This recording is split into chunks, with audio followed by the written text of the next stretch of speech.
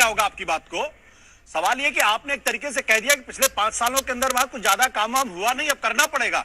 आपने कहा ना कि ये हमारे यहाँ उतना नहीं हुआ था, अपैरल इंडस्ट्री वाली बात या जो कपड़ों वाली बात आपने कही है, नहीं हुआ है, तो उम्मीद करते हैं कि आपकी बात। बट मेरा सवाल फिर भी वही है कि 19 लाख में मान लीजिए 15 लाख तो आप रोजगार क्रिएट कर देंगे।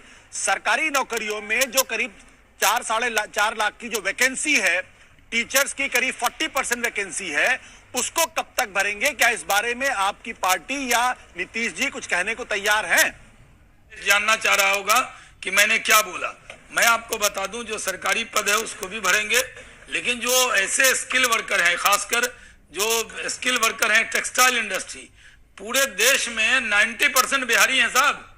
अगर टेक्सटाइल इंडस्ट्री सिर्फ बिहार आ जाए, फूड प्रोसेसिंग इंडस्ट्री बिहार आ जाए, तो बिहारी तो बहुत आगे चले जाएंगे। और वो उन सब चीजों को इंफ्रास्ट्रक्चर बना दिया है, उसको करके दिखाएंगे। हमारी जिम्मेदारी बहुत बड़ी है, हम समझ रहे हैं, आपके तंज कटाक्ष को भी समझ रहे हैं, और उस कटाक्ष पर भी सही उतरेंगे हम, चिंता मत कीजिए। हमारी जिम्मेदारी सिर्फ सरकार बनाने की नहीं है, सरकार बनाने की नहीं है। आप आलोचना करते रहिए, हमें जगाते रहिए। अच्छा काम है, आलोचक निंदक नियरे रखिए। हम तो कह रहे हैं कि आप निंदा करते रहिए, हम काम करते रहेंगे। आशुतोष जी, आप निंदा करना बंद मत कीजिए। आप पार्टी के कुछ, बीजेपी के कुछ विरले प्रवक्ता है जो मुझको कम से कम आलोचक मानते हैं, बाकी लोग तो दुश्मन मानते हैं। मेरा आपसे सवाल ये कि हरियाणा में अभी गवर्नमेंट ने फैसला किया है कि वो लोकल लोगों को नौकरी में 75% की वरीयता देंगे एक तरीके से। क्या बिहार में जो पलायन है, उस पलायन को रोकने के लिए इस संदर्भ में कुछ फैसले किए जाएंगे, किए जा सकते हैं? देखिए, मैं आपको बता दूं, मैं जिम्मेदारी से कह रहा हूं कि बिहार के लोगों की जो उम्मीद अब है उस पे हमें खरा उतरना पड़ेगा। ये सिर्फ चुनाव जीतने से काम नहीं चला, हमारा तो काम, जिम्मेदारी और बढ़ गई। लोगों ने इतना मैंडेट दिया है कि काम करो, हमें काम करने के लिए मौका दिया है, और ये काम हमको करना ही पड़ेगा। हमें रोजगार का इशू एड्रेस करना ही पड़ेगा। चुनाव के दूसरे दिन ही दरभंगा से फ्लाइट चल गई, उसके बाद अब भागलपुर से भी एयरपोर्ट बना के फ्लाइट उड़ाना ही पड़ेगा। मैं एक उत्तर दे देता हूँ। ये जो बार बार शिक्षकों की नौकरियों की बात कर रहे हैं, वो एडहॉक नौकरी ऑलरेडी, उस पर शिक्षक लोगों का अपॉइंटमेंट हुआ है, उसको रेगुलराइज करने की आवश्यकता है। ऐसा नहीं है कि बिहार सरकार के जो विद्यालय हैं उसमें शिक्षक हैं ही नहीं। जिस आंकड़े को ये बात कर रहे हैं वो उस आंकड़ों में वो सम्मिलित नहीं है। अच्छा, अभय जी कुछ कह रहे हैं, एक बार अभय जी की बात सुन ली जाए। अभय जी, रोहित, आपने एक चीज नोटिस किया होगा कि आज जो शहनवाज भाई की जो भाषा है वो संगठन में या गठबंधन में बड़े भाई की भाषा है। ओके, ठीक है। अभय जी, वो धीरे धीरे थोड़ा तो पता चलेगा।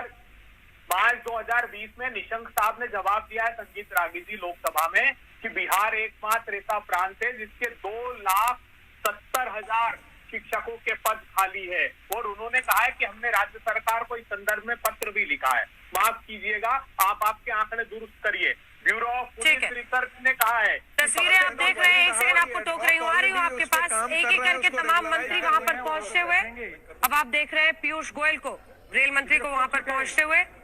पार्टी दफ्तर में आज जश्न की तैयारी है, बिहार की जीत के लिए ये आयोजन किया गया है, और वहीं पर तमाम मंत्री पहुंचते हुए, रक्षा मंत्री से लेकर गृह मंत्री, बीजेपी अध्यक्ष और रेल मंत्री पीयूष गोयल पहुंचे। माना जा रहा है अब से कुछ ही देर में प्रधानमंत्री नरेंद्र मोदी वहां पर पहुंचने वाले हैं। 7 बजे के बाद कार्यक्रम की शुरुआत होगी, और ये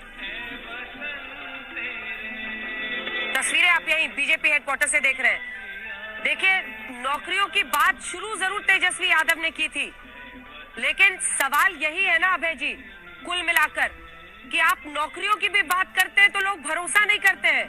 तेजस्वी ने अपने बलबूते जिस तरह से अपने नेतृत्व को एस्टैब्लिश किया है, उसकी लोग आज भी बड़ाई कर रहे हैं, लेकिन सवाल तो आपकी लीडरशिप पर है ना, आपके नेताओं पर है। नहीं, देखिए, हमने भी जहां भी हमने वादा किया है, वचन दिया है, उसको पूरा किया है।